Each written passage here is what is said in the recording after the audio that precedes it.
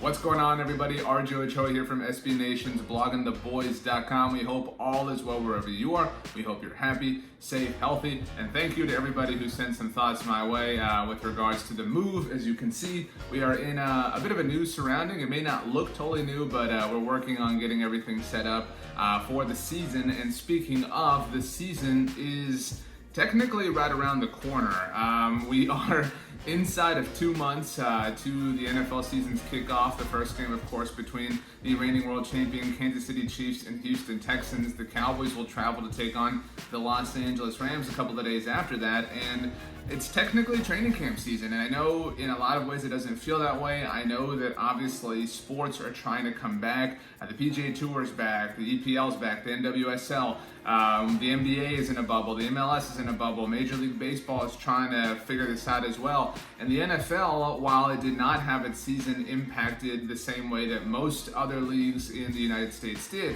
the NFL is still certainly dealing with some obstacles and some trials with regards to finding a way to safely operate amid COVID-19.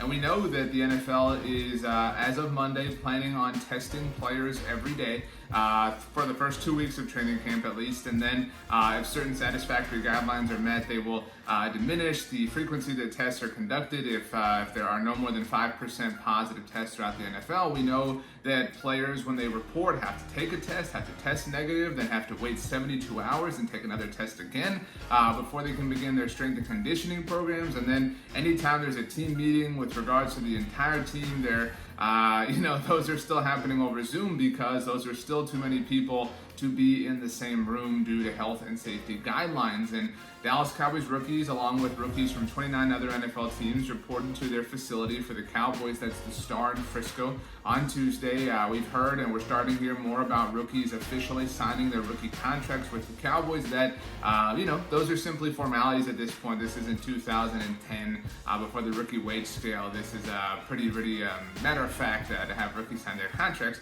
But we know that's happening. We know that quarterbacks and injured players are reporting on July 23rd. We know that the rest of the team is reporting on July 28th. Something that is kind of known but isn't totally known, isn't totally official yet, is that the preseason is going to be just about entirely scrapped.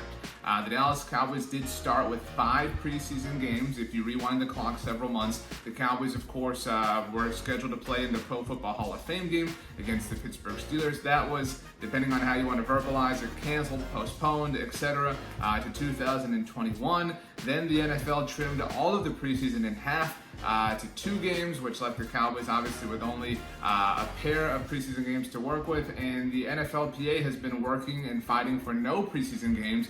And, you look at it, and there are a lot of variables to this. Number one, the most important is safety. And if the NFLPA believes that this is the safest possible option, then it's the best possible option. However, the reality of there being no preseason football is certainly a very real one. You think about how many players have made NFL rosters because of their ability to show up in the preseason. And I know this is one that is a bit of a sore subject for Cowboys fans, but think about Victor Cruz. I mean, New York Giants wide receiver Victor Cruz really kind of blossomed in the preseason, and who knows what opportunities would or would not have come his way if not for the preseason that he had, and then obviously went on to be a huge part of the Giants team in 2011 that won Super Bowl 46. And so the preseason, is by far not the most important thing in the world, but it undoubtedly shapes different jobs, different careers, different lives, to be frank.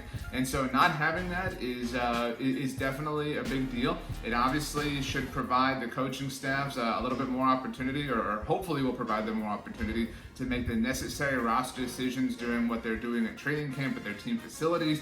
I also think, again, if this is the option that the NFLPA feels is the safest, then it is unequivocally the best.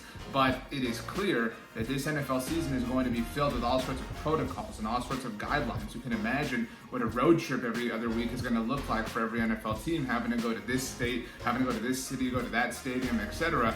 And so there is logic to the idea that those things should be practiced and that preseason could offer that opportunity. But again, if it's too big of a risk, then obviously it needs to be scrapped. But no preseason football is, a lot of people kind of check out of the preseason. I think we all tend to say, man, I can't wait to watch any kind of football. And then a normal season shows up, it's the preseason, and everybody watches it for a quarter. And then everybody says, yeah, I'll just wait a month till the regular season. But Either way, we are in for what promises to be one of the more unique NFL seasons of our lifetimes.